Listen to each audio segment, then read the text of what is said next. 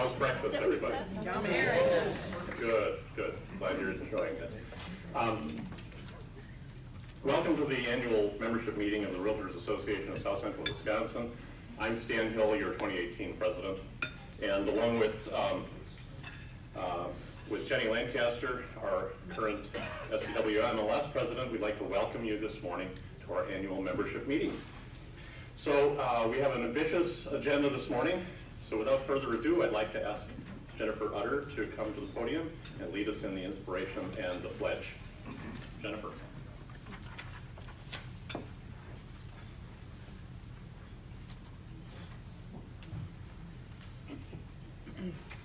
Thank you, Stan. Good morning, everyone. Good morning. It's been kind of a tumultuous last couple of months. Not that any of us were, negative speakers or anything, but this I found this inspiration from Mother Teresa, and I thought it rang home for us today.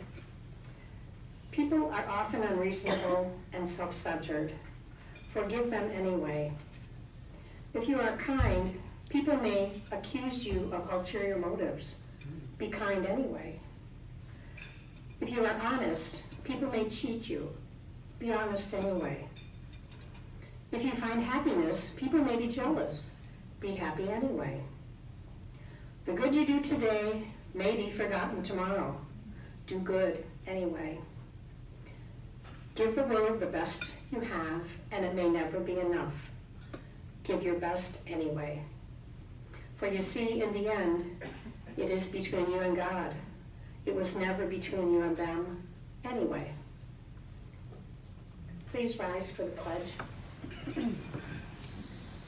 I pledge allegiance to the flag of the United States of America and to the republic for which it stands, one nation, under God, indivisible, with liberty and justice for all.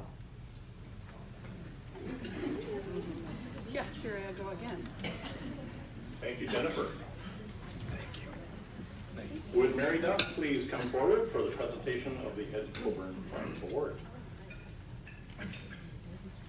Thanks, Dan. Good morning, everybody. Good morning. So I have the great privilege of telling you about the recipient of this year's Ed Coburn Pride Award.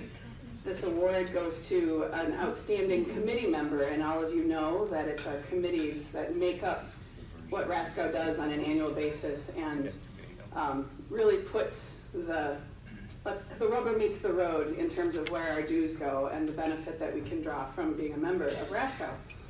So the orientation committee is a committee that I've chaired now for a couple of years and served on for several, and I get to talk about our organizations. I get to talk about NAR and WRA and RASCW to our newest members and what it means to them. And I have to say, when I think back to when I started learning about our organizations, there was one person that really spoke to me about RASCW, which took me a long time to learn how to say. And this particular person happens to be at my company and was a manager. I'm talking like you don't know who she is. You can read the Bonnie Dixon.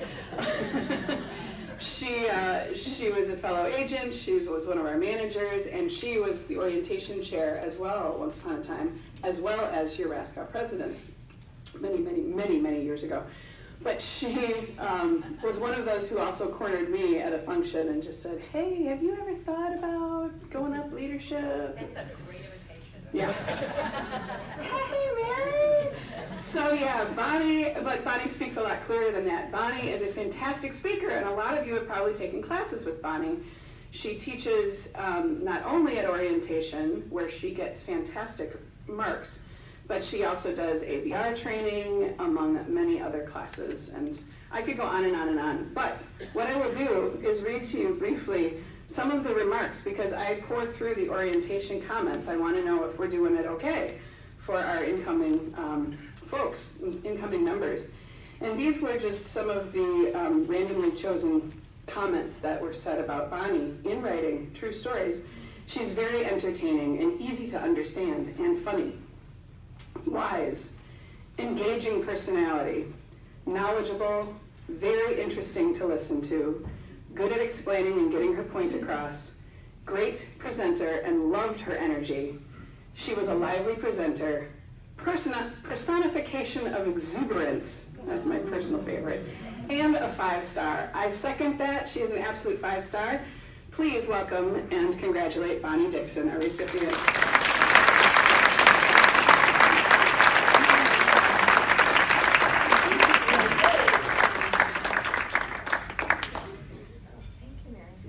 You want to say anything? Well, Come on, yeah, you do. she's a good speaker. You know, it's funny how you mentioned that I had mentioned to you years ago, because I think about that often, because I kind of planted a seed. And my friend Stan Hill actually planted a seed in me many, many years before that and said, you know, there's this committee and we could really use some help. And so I went and I sat through orientation all day long, because I didn't remember doing that when I was a new baby realtor. Did you? Yeah, I remember. Wow. So I sat through it and I thought, okay, you know, maybe I'll try this a little bit, which has now evolved, as you mentioned, to teaching for the WRA as well. So, but you know, it's not just me. You know, people like Beth Fletcher and everybody else on the committee. Thank you all so much.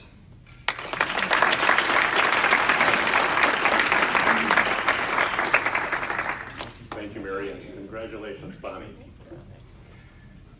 So, is Mike Giroux here? Well, Carla, would you please come up and for the presentation of the Cindy Strange Pay It Forward report? I will. Thank you. Thank you.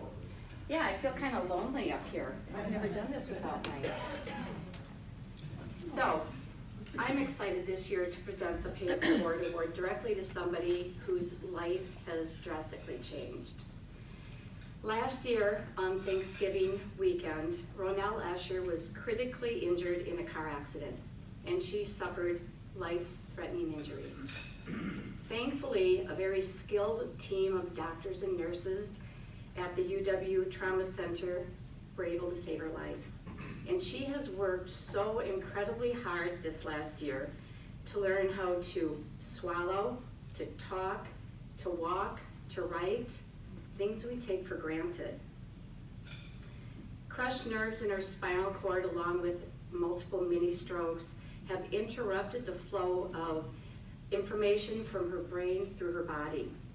So currently, her greatest challenge is to regain coordination and balance that will allow her mobility to be independent. So with all those changes in her life, let me take a minute to tell you what has not changed for Ronelle. She can still light up a room when she enters. Her laugh and her smile are contagious. She has an amazing sense of humor, and she's a very playful personality. Ronelle is still a girly girl and cute as a bug.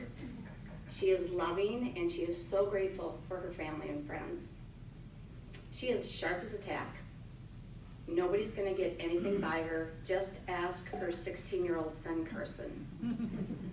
She is very competitive, and I think that competitive nature helps boost her when she's doing her therapy and recovery. But it also sucks if you're on the opposite team with her while you're playing a game. She loves to have fun, and the more the shenanigans in that fun, the better. So when I was thinking about all these qualities that Ronelle has, it occurred to me that I have stood here and talked about those same attributes in Cindy Strange. So I do believe that if Ronelle and Cindy had met, they would have been fast friends and kindred souls.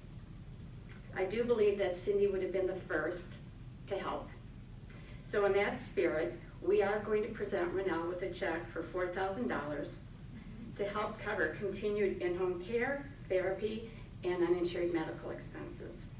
So Ronelle can't be here today, but I see a table of her former co-workers from Monona Bank, and if you're willing, Marcia, would you come up and maybe accept on behalf of Ronelle?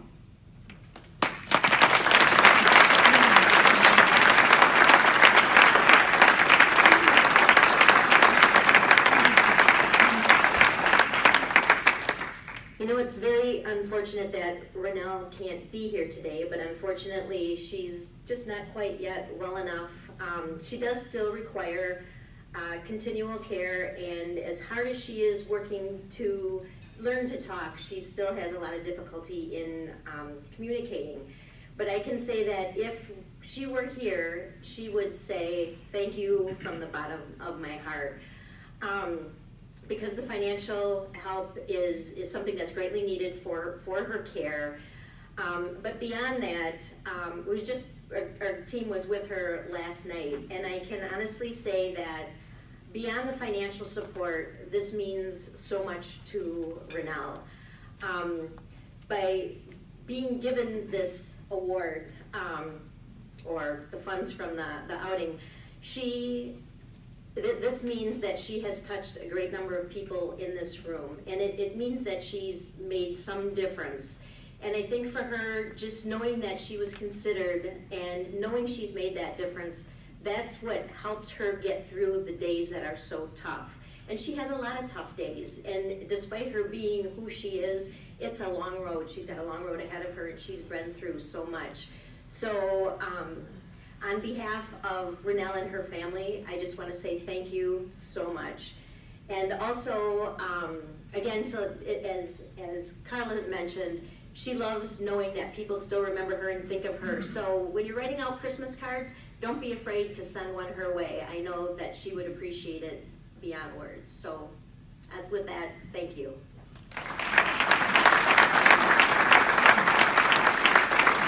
So technology is not my thing, but I am going to attempt to do a group selfie that we can send to Renelle. All right? You and me. You and me. You may need, I may need a different arm. Okay. Everybody? There.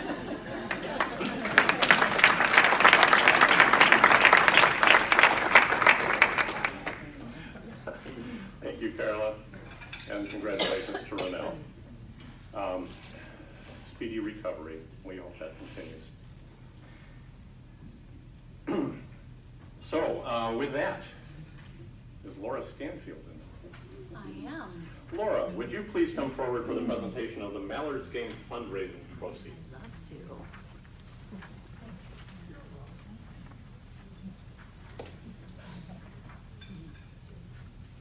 Good morning, everyone. That's a tough act to follow. Renelle is everything Carla said and more. I've been around this world for many, many years, and Renelle was one of the first people that I met. She truly is an inspiration. She touched my heart as a colleague, and so I love that idea. Let's all write a Christmas card to Renelle. That would be so powerful. So I had the honor this morning of presenting a check. I get to hand over other people's money. Kind of cool, huh? A lot of you have been to our fundraiser. So the Affordable Housing Committee that I co-chair, every year we all get together and we coordinate a fundraiser at the Mallards, and we give all of our money to Moving Out. So that's why Catherine's here. But I want to say thank you because we could not do this without our sponsors, and I think you all have on your table this. So please take a look at it, because this is recognizing all the sponsors for the event. This is our 14th year of doing this, and we make it a goal, just like we all do, right, to up it a little bit every year, and we've done that. So this year we were able to give $10,500. We kind of upped it over last year by $500. We'll take that. But again, we couldn't do it without you, so without your sponsorships, thank you to all in the room and not in the room who sponsored us, and the ticket sales. So just coming and hanging out and having fun, it's a really good event, and it goes for a great cause. So I'm not going to steal Catherine's thunder. I'm going to let her tell you a little bit about who Moving Out is and why these funds are so important. They are discretionary funds, and they're so very important to families with disabilities. So I'll hand it off to Catherine, and then she can tell you more about what that means. Thank you all very much. This fundraising event has been a central aspect of Moving Out's fundraising efforts over the last 14 years. My name is Catherine Auerbach. I'm the new executive director. I've been with the organization for just about 6 months, and one of the very first things I got to do was to meet this group and learn about this fundraiser that this organization has been doing for so long for the benefit of our clients. Moving Out has been around for about 25 years, and our mission, as you probably know, is to help provide housing solutions for individuals and families with disabilities. We've helped over 1,600 families in Wisconsin to become homeowners, and that's incredible. I have such a privilege to talk with some of our clients, and the help that these funds provide is absolutely transformative for people. One of our core values is about providing a foundation for self-determination and full citizenship for people. I'm sure you're aware that living life with a disability can be challenging, and one of the things we may not think about very often is how it limits our ability to make our choices for ourselves in our day-to-day lives. And being able to live in a regular community as part of a regular neighborhood is a very, very important part of that. So these funds help us do lots of things. One way that we have used these funds is through something that we call our Homestead Fund. And I had the opportunity to talk with a woman just yesterday evening who's a beneficiary of support from that fund. She has several disabilities, and she's on her own. Her parents died when she was relatively young, and she's been through some very, very challenging situations. She's moving into a new home thanks to help from these funds, and she is extremely grateful for this support. And her name is Mary, and there are many, many hundreds of people like Mary that these funds help. So we appreciate it very much. It's very important to our organization, and we hope to continue working with this group long into the future. So thank you very much.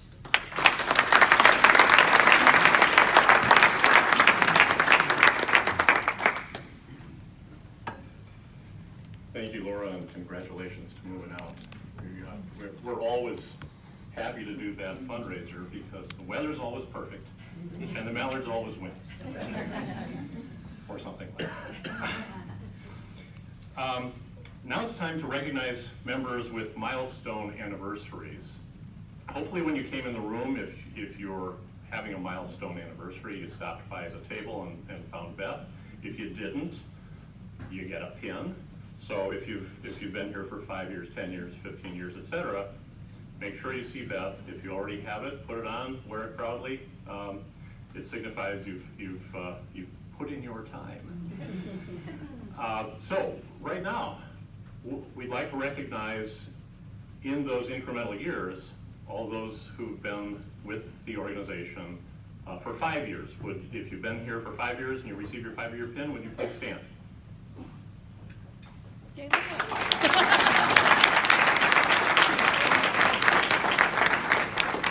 All right, 10 years. Please stand. Oh, okay, 15 years.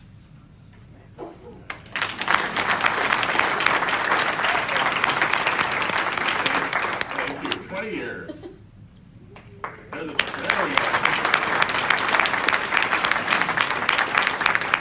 25 years.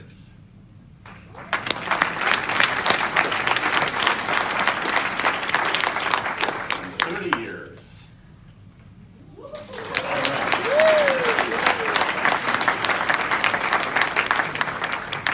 right. So, with that, it's time to recognize our newest emeritus status realtors. The emeritus status is conferred upon members for membership of 40 years in the National Association of Realtors. And it was my privilege and honor to actually vote these folks in, or to confirm their recognition in a vote that we took in Washington, D.C. and Boston earlier this year. So if you're in the room, would you please stand when your name is called?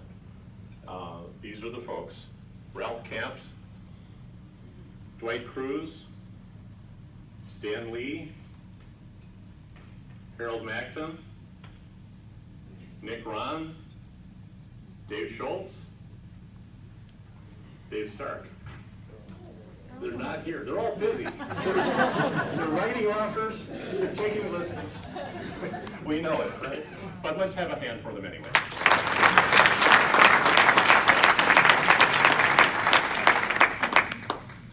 All right. Hopefully you got a chance to see some of the slideshow that we had running before and some fun photos. Thank you very much to Rick Corey for putting that slideshow together. There he is.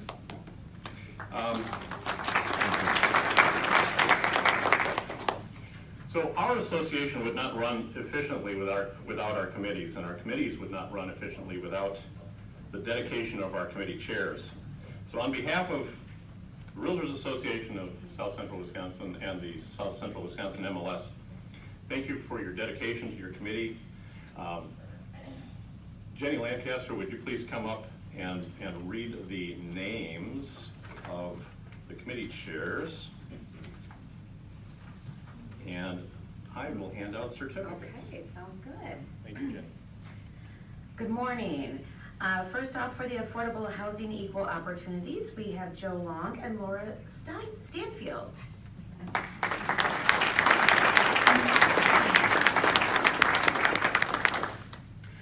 For the Commercial Services, we have Dan Roslip and Katie West.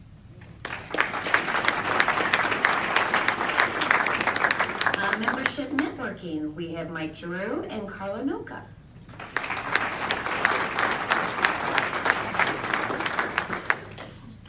For the MLS, it's Sherry Melland. Is she here? Orientation, Mary Duff.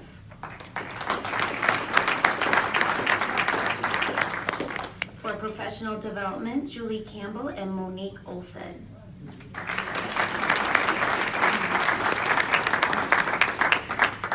Professional Standards, Tom Weber.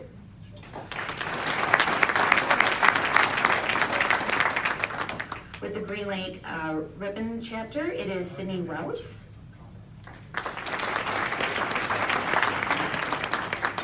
The Sauk Columbia Chapter, we have Andy Anderson and Josie Kabai.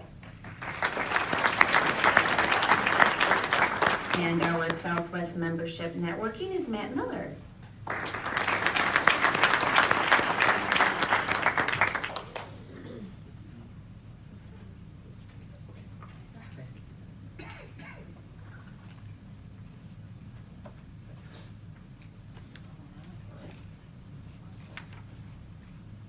Thank you, Jenny, and thank you, committee chairs.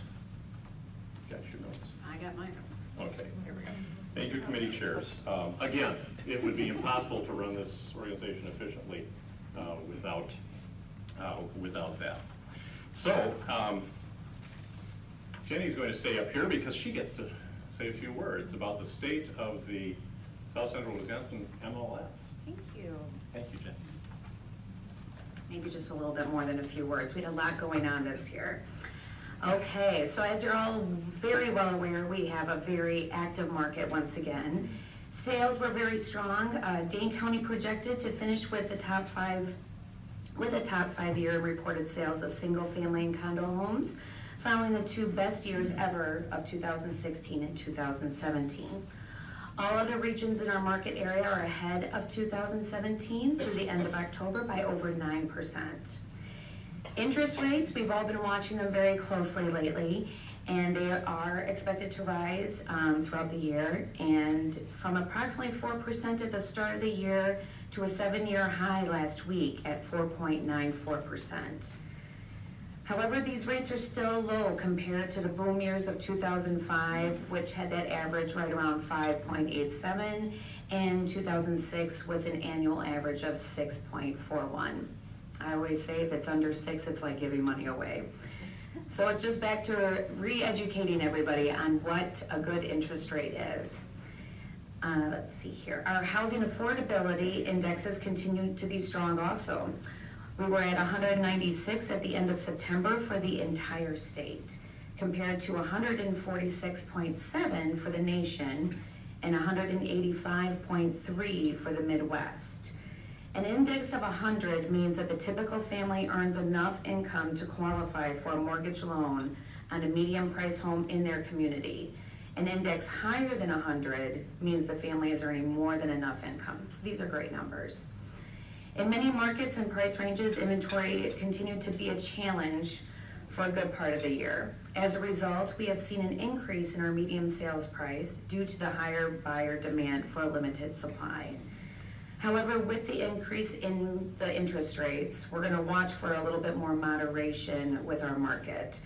And as a result, we may see a movement towards a more balanced market, which I would highly encourage right now. It would help. Let's see here. With the South Central Wisconsin MLS, we continue to be in solid financial shape. The board will approve our 2019 budget later this month. At this time, we do not anticipate any increases in our fees over the current amounts, which remain among the lowest in the state. Our membership continues to grow. In late summer, we had over almost 3,800 brokers and agents. That includes Rock Green. That's wonderful numbers, reaching our highest total ever. Not only has our membership grown, but our Paragon database has grown. And there is a map on all of the tables just to show that new mapping system. We currently cover 19 counties in South Central Wisconsin. Since we began this effort on June 1st, 2017, we have added over 5,200 additional listings into the Paragon system from members and adjoining MLSs. An additional benefit to you, your listings are now appearing in the native databases of Northeast Wisconsin MLS and Metro Milwaukee. Some of our highlights we had this year, we were pleased to welcome the MLS staff, Kelly Havel, in her role as a data integrity specialist.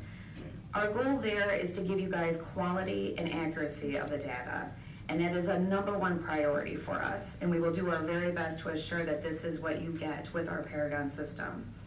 We believe we offer the finest eKey app and the Bluetooth key box security system available to protect the properties of our clients while allowing efficient access to our buyers. We now have more than 3,000 eKey users. That's a great number. And when you upgrade your telephone, please remember to call and get your new activation code, preferably Monday through Friday. That would be great. I was one of those. Late last year, we introduced HomeSnap Pro to the MLS, brokers and agents. It's a free, feature-rich mobile productivity tool. The number of those users have grown from 836 last November to over 1,500. So that's a nice number to see. If you have not already investigated this new offering, please go to the Paragon homepage and click on the mobile access for information, and we have tutorial videos on there and webinars. Let's see here. We also introduced a new broker public portal facing website that is owned and operated by real estate brokers for the benefit of real estate brokers. This site is unique in that there is no competing advertising around your listings, and it is committed to fair display guidelines. So go to homesnap.com and find your listings there. One action that many are not aware of, that the MLS and the Metro Milwaukee combined effort, we stopped the use of listing data on a public-facing websites and applications both in Wisconsin and throughout the country. We discovered this unauthorized use late in 2017, and we've been working through various legal channels to end that flow of data. We are winding down this action, and we believe that we are going to be 100% successful with that. Recently, the director has also approved, and which was effective as of yesterday, correct? Today's November 15th. Seller certification authorizing exclusion of the listings from the South Central Wisconsin MLS form. The purpose of this form, for those instances where the seller directs the listing broker to exclude the listing from the MLS. Our goal is to ensure that the election not utilize the benefits of the MLS is that of the seller and not the listing agent. Other additional changes that have been made include that we have upgraded our mapping from Bing to Google within the Paragon system, and we increased from 25 to 36 photos, which I think everybody was very happy with. And now you also have the ability to share your listings via Facebook and Twitter. Agents now have a greater number of data fields, which they can also maintain via their standard access. And your rental listings are now distributed to apartments.com. We are well positioned to finish the year strong and look forward to a very successful 2019. I want to thank Dan Bowden for serving as our Vice President, Dave Stark for keeping our finances in order as our Treasurer, and along with the entire Board of Directors for their time and expertise. I look forward to Peter Spam and his leadership team heading the charge next year as our new President. So thank you for this year for allowing me to serve as your 2018 President. Thank you.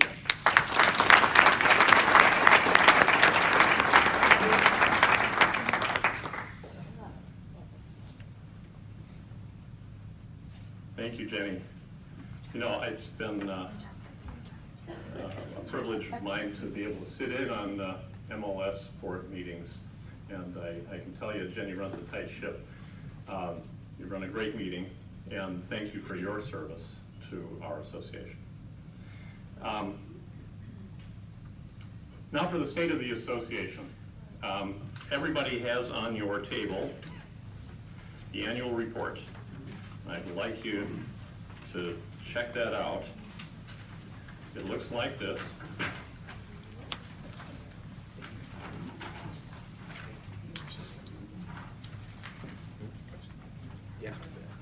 Thanks for allowing me to serve as 2018 President of the Board of Directors of the Realtors Association of South Central Wisconsin. I can tell you unequivocally that the state of our association is strong. We are in a great financial position, and our membership is growing. If you refer to your annual report, they're distributed on all the tables.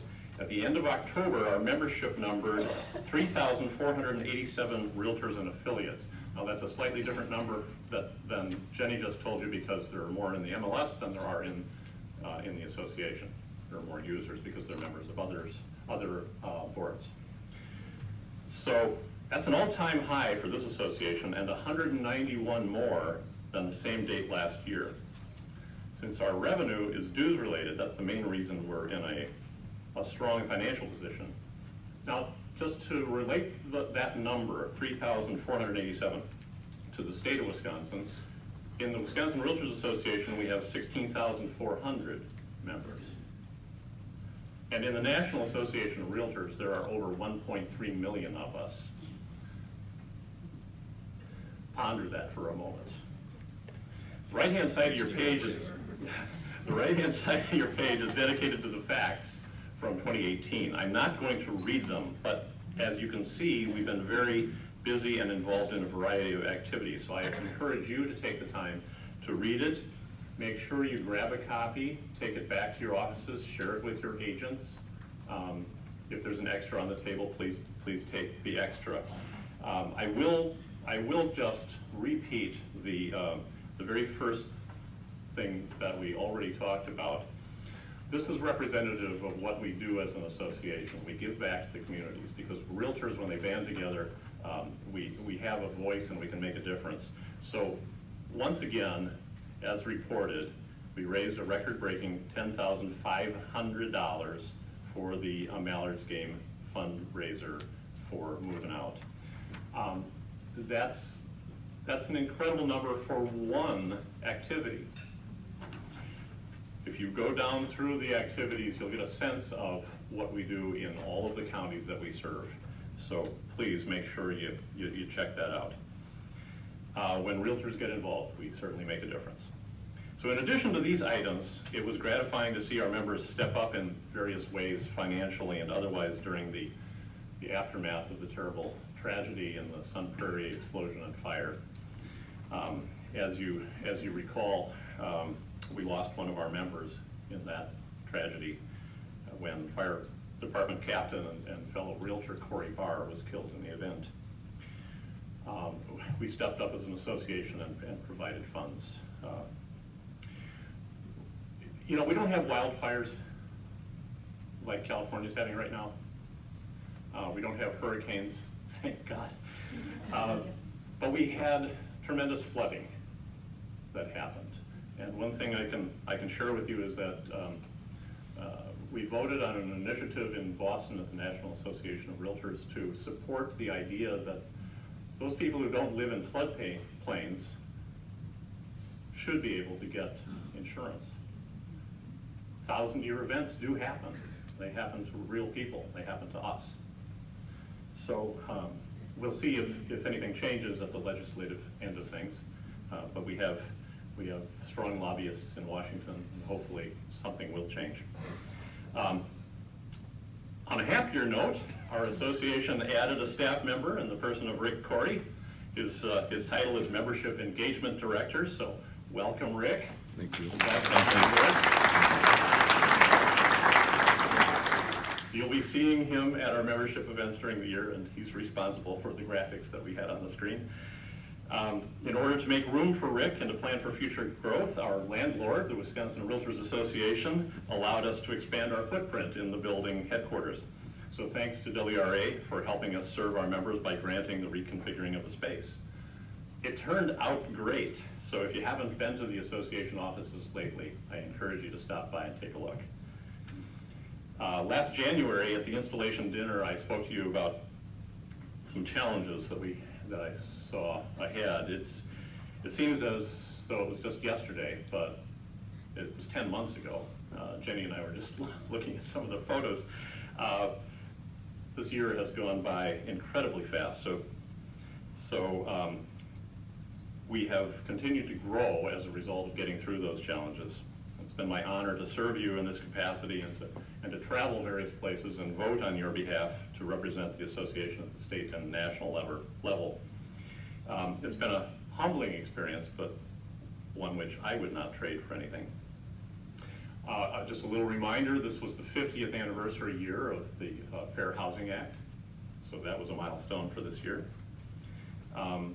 At Boston, at the National Association, we talked about things you'll be hearing about, like opportunity zones and community land trusts and global initiatives. So here we're nearing the end of the year in our businesses, and in our association we find ourselves planning for next year. I'm pleased to announce that our officers have been duly elected and will be installed with the directors on January 16th at the next installation dinner. When you see them, please acknowledge and congratulate Mike Lenz, our 2019 treasurer, Summer Von Barron, our 2019 vice president, and Scott Walker, our 2019 president of the board of directors.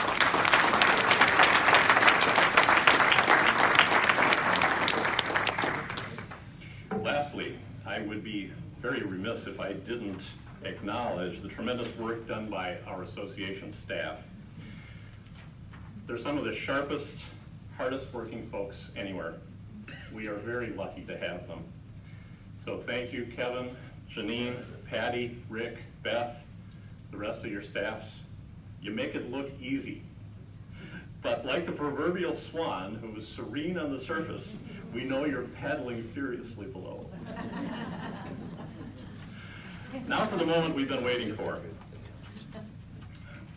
We have a guest speaker, and he has asked me not to read his entire bio, but I just want to let you know a couple of things about him.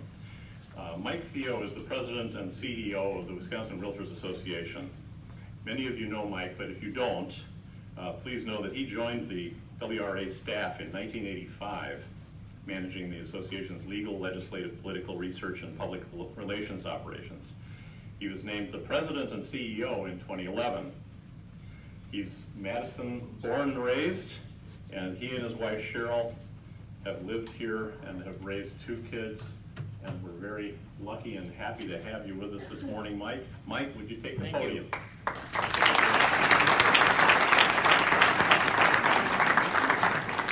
Thank you, and good morning, everyone. Thanks for having me. I was laughing, and I said to Kevin, how does this process really work? Like, you ask 10 people you really want to speak, and they all say no, and then they say, well, Theo will do it. So I get to come back every year. But I appreciate it. I got up this morning, and I look out my window. I live across the street from Tenney Park, and there's ice on the water for the first time. And I felt good about it this year, because just on Sunday, I moved the last 40 sandbags from around my house. Marston Avenue there was like the first street closed and the last one to reopen during those floods. And so I like it when that water's hard and it's over there on that side of the street. Before I get started, because I always forget to do this, I do want to thank, I want to add to Stan's thank you to the RASCW staff. They're wonderful to have in the building. This remodeling, and if you haven't seen the space, you have to come and check it out. It's really nice. But what it forced the WRA to do is shrink the footprint of our storage. And every year I sent the staff down there, I give them like an afternoon off. I say, go through all the old stuff, pitch it out of your office, pitch it out of the storage ring. Well, we had to move everything out and then come back with new storage units in the room. And I'm going down there and I look, and there's a box, and it says, "Do not throw. Kitty has to go through this." Kitty hasn't been with the WRA for like 10 years. I don't know what they did on those afternoons off. So you forced us to kind of go back into our storage area and do more with less. And so that turned out pretty well. But I do want to thank the RASCW staff, and especially Kevin, who's been my mentor for 100 years. And I can say that because I think we've both been in this about the same amount of time, even longer. And I also want to thank Stan. I saw him this morning. I said, "Stan, I see you everywhere." He's at the national meetings, he's at the WRA meetings, he's at these meetings. So Stan, I know you put on a lot of miles this year, but thank you you're a wonderful representative of this organization. I wanted to cover two things this morning, and they might seem like they're disconnected, so I'll give you the punchline first, and then I'll talk a little bit about it. I want to talk a little bit about professionalism, and I want to talk a little bit about advocacy and touch a little bit on these recently concluded elections and what they might mean. But I realize that both of these were initiatives of Peter Sveum, and so I just realized how much of my last couple of years' life has been at the direction of Peter and of these items that I'm going to talk about today, and I mean that in a very good way. So they're connected because of this. All trade associations do these things as a matter of their being. It's part of raising the bar of their profession, is one of the main reasons all trade associations exist. And we're no different. In 1903, when the realtors first began, that was their main reason of coming into existence, is to raise the bar and kind of bring some order to it. At the time was more of the wild, wild west of real estate in this country. But advocacy and trying to do well for the consumers of those services and to try to better society as a whole in advocacy is another real hallmark of every single trade association in this country. And I just came off the last year of being the president of the Wisconsin Society of Association Executives. Yeah, you know, that is an organization. And it is true what they say. There's an association for everything, and I mean everything. But again, once again, this is, I could see in all those organizations that these elements of why they exist. And so I just want to talk a little bit about it. I mentioned Peter had kind of focused last year on things that we could do to raise the bar of professionalism. And so one of the things we did right at the beginning of that process is we did a survey. It went out to almost all realtors. Where's Mary? Almost all realtors, but we got good feedback. But I want to read you some of the findings because I think they're instructive for our organization moving forward. One of the questions we asked was, do you think the industry is more professional, less professional now than it was, or since the Great Recession? 55% of us said that we thought it was more professional, and 44% said less. And I thought about it for a minute. I thought, that's not bad. That's not a bad number. That I always heard for all these years I've been around that we need to raise the bar in professionalism. But there's an underlying part of that story that really is more, I think, accurate, and that is the longer you've been in this business and the more transactions you have in this business in any year, you felt it was less professional than it has been in the past. And that feels about right from what I heard from all of you over the years. So we said, how often do you think there is unethical or incompetent practice in the real estate business?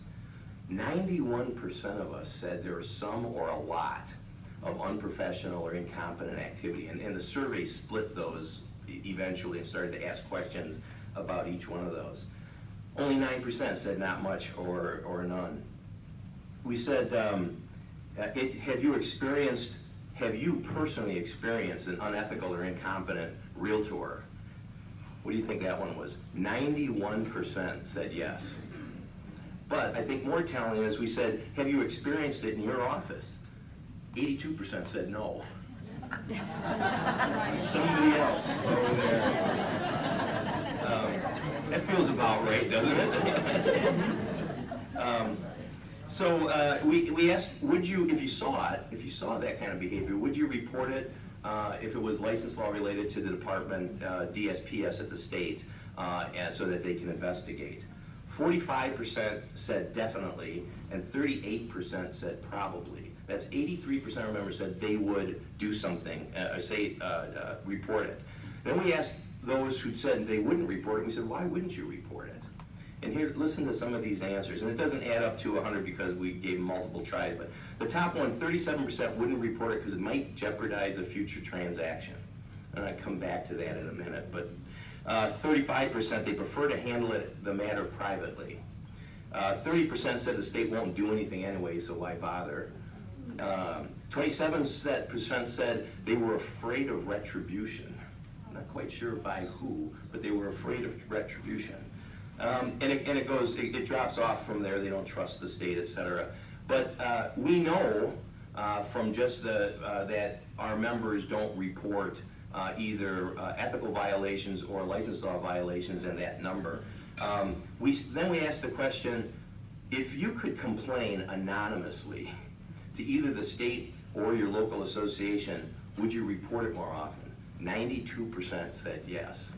So again, when you add up these numbers, you like to believe that we're acting professional, and you think that other people aren't acting professional, but you really don't want to report it because of for whatever sets of reasons, and you'd be much more willing to report it if you could do so anonymously.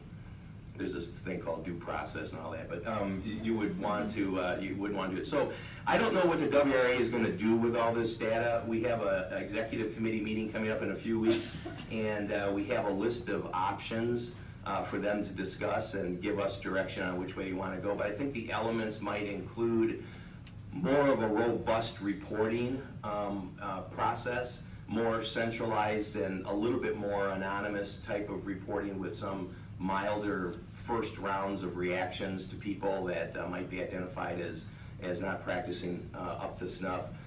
We might look at statutory changes. It won't probably be in the area of additional continuing education or anything like that, but something that might put more responsibility on brokers for the activities of their sales associates.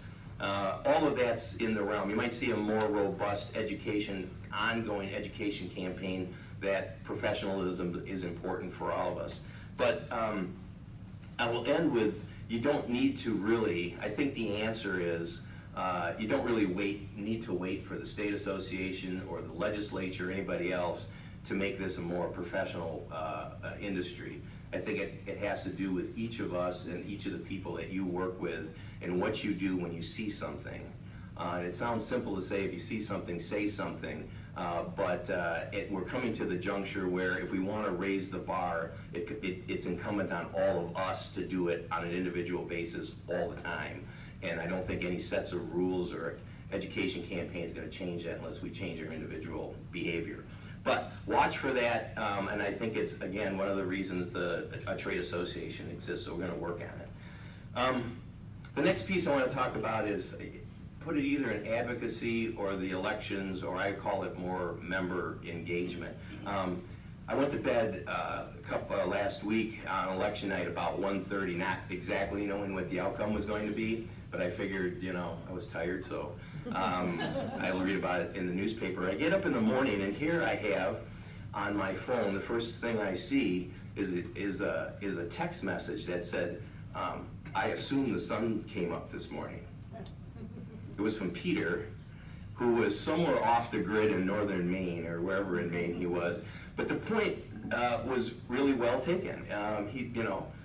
We had a lot of tumultuous lead up to this election, and I'll talk a little bit about the outcomes, but at the end of the day, guess what? The sun came up. We're all alive. All of the rhetoric, you might say, so what? But think about the rhetoric you heard in the last couple of months, last couple of weeks, about the importance of this campaign. You would think most people, if their candidates didn't win, that the sun wasn't going to come up the next morning. But it did. And I think it's important to put all of these elections into perspective.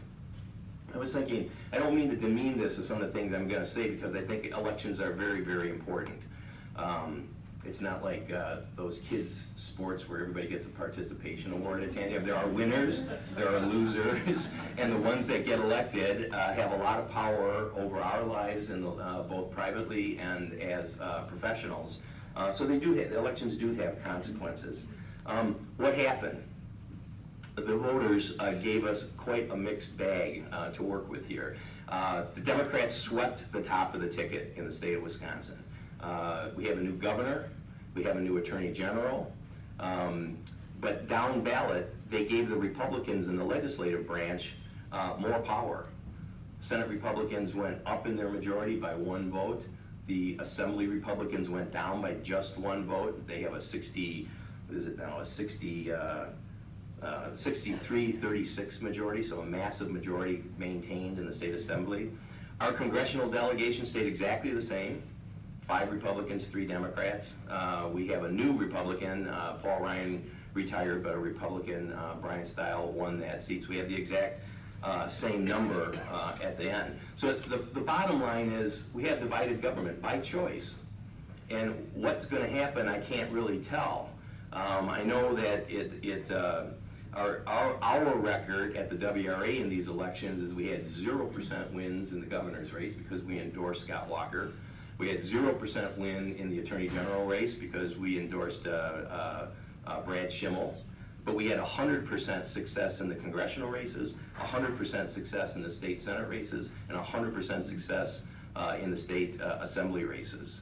And so, kind of the same way that we went, we had a split decision both internally and as the voters also split. So I guess the question is now what? What's going to happen?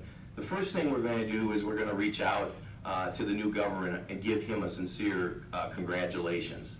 We met during the campaign with him. We've worked with him as DPI secretary on a lot of education issues over the years. I wrote to the staff about a month or 6 weeks ago and said, we'd like to get together and talk. He accepted right away. He came to our downtown office, met with the lobbying team, and brought along his campaign manager, who is now his chief of staff in the governor's office, or will be. And so it was our meeting. We asked for it. I had 5 things I wanted to talk about, 5 big issues that we've worked successfully with him in the past, and where I thought would be the basis for a good relationship should he win the election. And we sat down, and he started talking right away. He mentioned all 5 of the issues that were on my list, and talked about how it would be a basis for a relationship moving forward if he should win. Yet he understood why we endorsed Scott Walker. He said, I understand, there's no question about what you had to do. And my only thought at that moment was, shut up and end the meeting, because anything I say would only go downhill. So it was very positive. And I think that there's a lot of basis for working together moving forward. And so we're going to start with that process. The process always also involves us thanking and congratulating the legislative leaders in both houses and in both parties. We've always enjoyed a working relationship with almost all legislators over the years that I've been here, and I think that will continue moving forward. And I think that's one of the things that this is a perfect moment to pause and think about how we positioned ourselves as an organization politically in our advocacy efforts. When I say advocacy efforts, remember, elections don't happen in a vacuum. They're part of our advocacy efforts, just like our legal action program, and we get involved in the court systems as part of our advocacy. Our lobbying efforts are part of our advocacy. Our electoral involvement is part of our advocacy. All of this is to try to advance issues that public policy that's good for property owners in the state and good for our members. And we work very hard at that, and I think we've been very successful at that over the years. But I also think it's important because we have to think about what kinds of issues that we tackle. Our issues that we take on for this association for property owners in the state aren't really partisan issues. And I looked at the last couple of years of wildly successful legislative sessions we had, and I could put our legislative agenda in about 6 categories, and that's true with the past legislative sessions, and it's going to be true with the legislative session that starts in January. And listen to these basket of issues that we get involved in. Making home ownership and property ownership more affordable.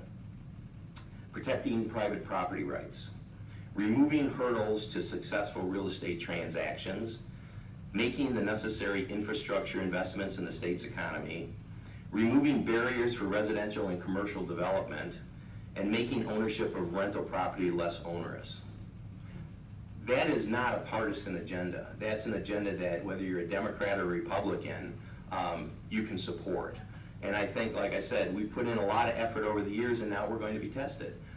And I think that that's a very important part of the way we're organized, and I'm very optimistic that we'll be able to advance an agenda that meets all of those goals in the current configuration of political configuration in the state of Wisconsin, even though it's now permanent or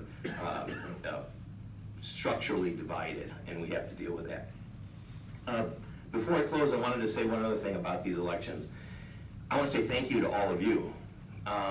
This has been, as you all know, there's been a trend in this country in the last few years of really poisonous politics, very divisive politics. The language we use to talk about public policy has changed. And in that, people are so polarized on either side that they don't want to talk across the aisle, and there's not a lot of coming together in the middle. And we're no different. The realtors, we represent the public in many ways very well. And so I know there's people in this room and across the state that who had candidates that won, they're very happy, and the candidates that lost that they're very angry about.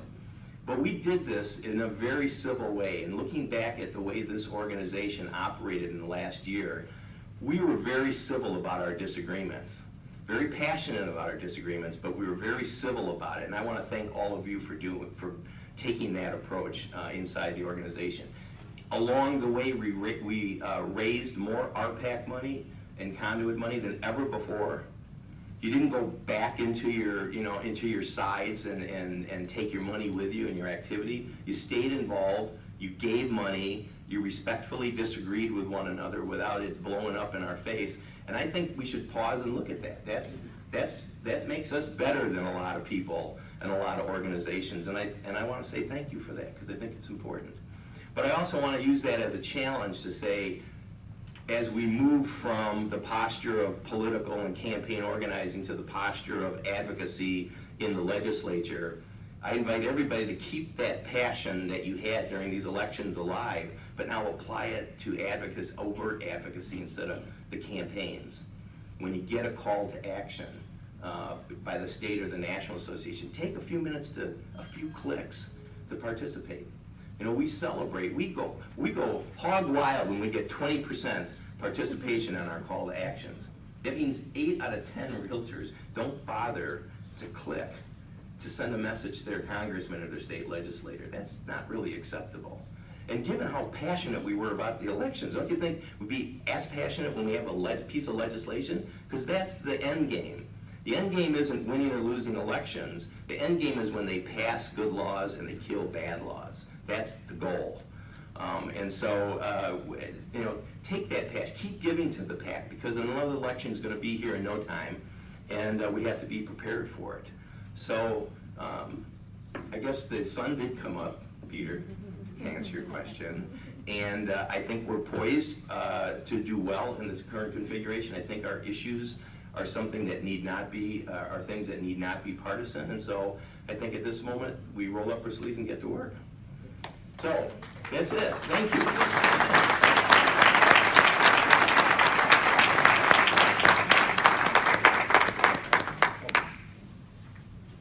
Did anyone have any questions for Mike? I was just curious, Mike, when did that survey go out? Was that 12 months ago? I mean, I got it. Peter, But I wonder. you remember? It was early summer, I think. Okay. I was Yeah. just wondering how old the data was. Yeah, it was earlier. The question was when the survey went out.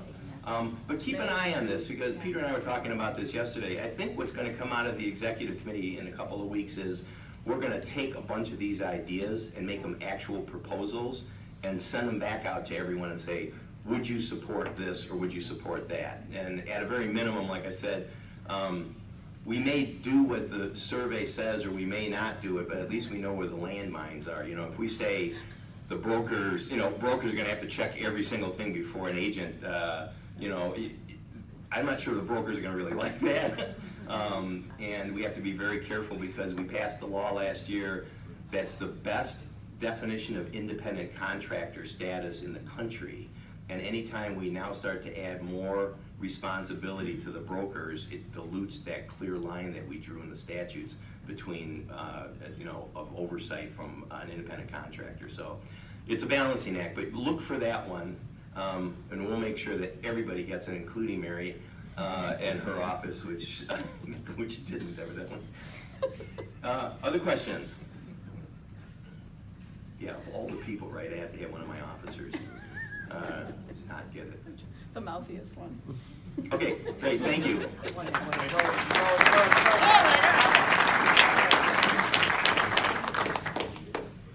Thank you, Mike. Isn't that good stuff? Yes. Mike always has the best information.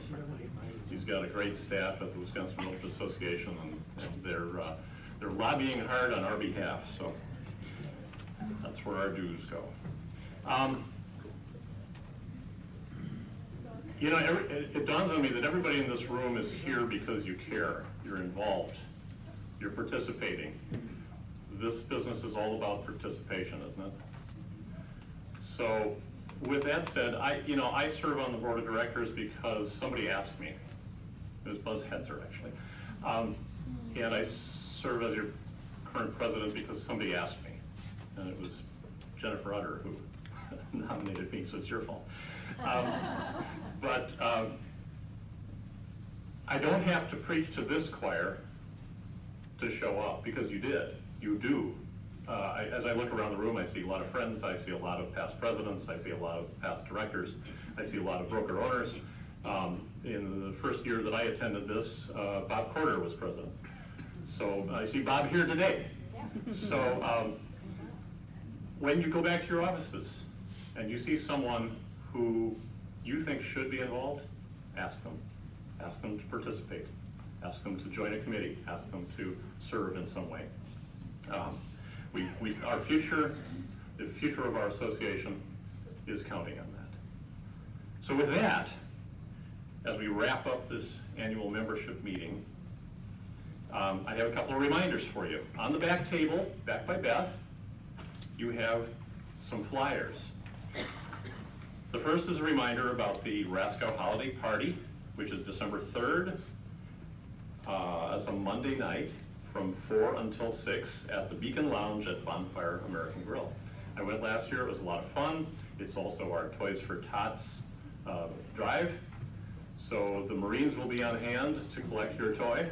They'll be in dress uniform and they'll be looking sharp. So show up and hand a toy to a Marine.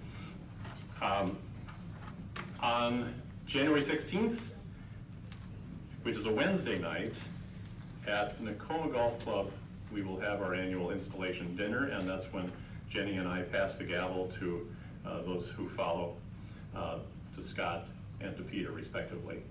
So please come. We'd love to see you there. And the following week, and what's the date on the commercial real estate forecast? 23rd.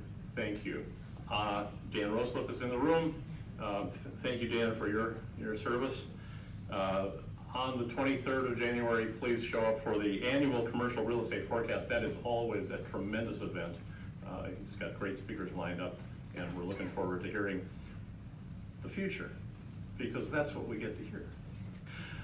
On that note, everybody, please have a safe and warm holiday season. We'll see you soon.